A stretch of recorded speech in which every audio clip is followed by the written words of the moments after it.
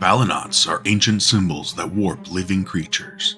When carved into flesh in correct chains and patterns, it reshapes bodies, minds, and souls.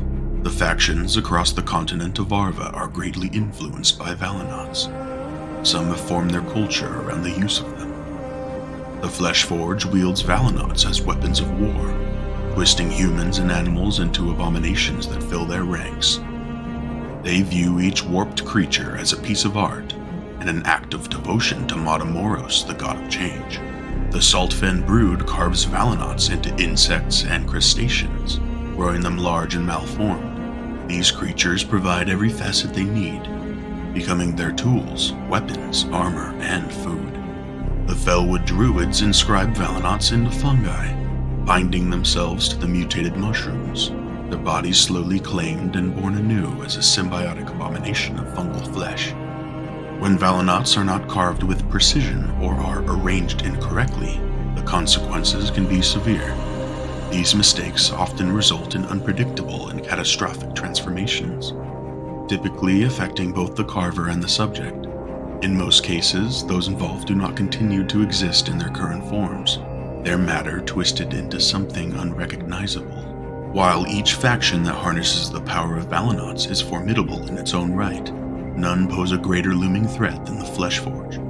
Their ability to mass-produce abominations makes them a force to be reckoned with. The Flesh Forge's empire is predominantly located in the Skinned Lands, their borders marked by the remnants of their creations displayed like sculptures. Their territory is expanding as they take over and corrupt foreign towns and cities. Any captured civilians and soldiers are not spared. They are twisted into abominations, each reshaped to fulfill the Forge's needs, whether as tools of war, instruments of labor, or used as practice canvases for their novice sculptors. The masses in the Forge view the warping of flesh and mind as a religious act.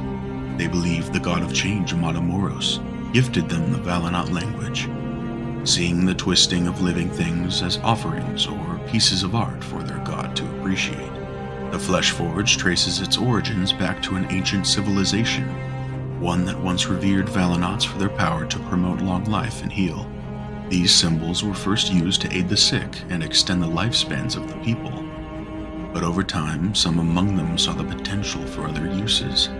Rather than seeking healing, they sought power, using different arrangements of Valaknots to create abominations. When the rest of the tribe discovered their dark practices, they were exiled, cast out for perverting the sacred art. These outcasts became the first of the Flesh Forge, and from that moment, their obsession with twisting life has only grown. In contrast to the Flesh Forge's creations, the Saltfen brood has a more specialized approach to Valaknots. They focus their carvings on the native creatures of their swamp homeland, primarily insects, crustaceans, and mollusks.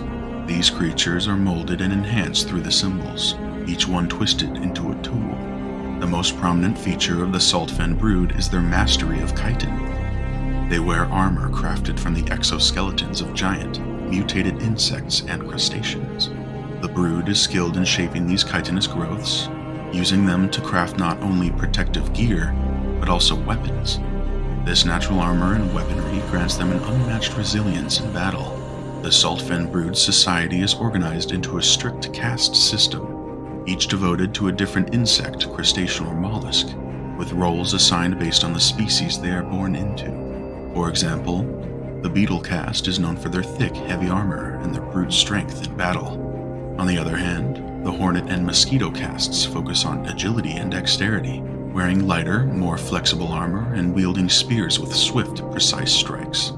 The brood also has labor castes, like the ant caste, who are dedicated to building, harvesting, and expanding the brood's reach, using their strength and industrious nature to construct fortifications and gather resources.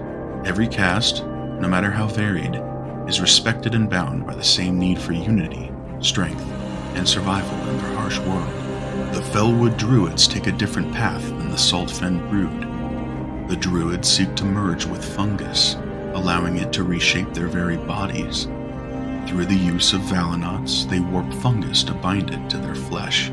As they became intertwined with these fungal growths, they found that this bond granted them an unnaturally long life and even the potential for transcendence. Over time, their bodies and minds transformed as the fungus began to take a more dominant role in their existence. They no longer lived with the mushrooms, they became them, merging flesh and fungus in a symbiotic bond. The felwood Druids control a vast temperate rainforest known as felwood. In this forest lies an ominous presence. All felwood Druids are connected to a vast underground mycelial structure they call the Mother Network. This network is more than just a tool for communication. It is said to influence and even control them. As some Druids age, they begin to lose themselves entirely to the Mother Network.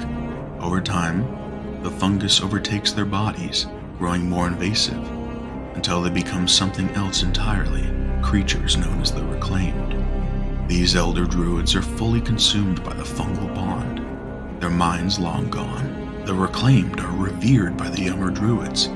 They are not just seen as survivors of the transformation, they are living saints, venerated for their bond with the Mother Network. Some Reclaimed grow large, becoming towering sentinels that protect the forest from outsiders. The Reclaimed represent the ultimate sacrifice to the fungus, a path that is both feared and honored among the felwood Druids.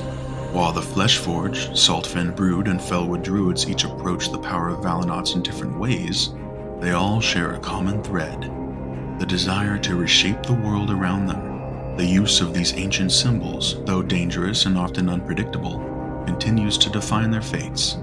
As these factions grow, so does the tension between them. Thanks for watching. Subscribe for more lore from the world of Salt and Flesh.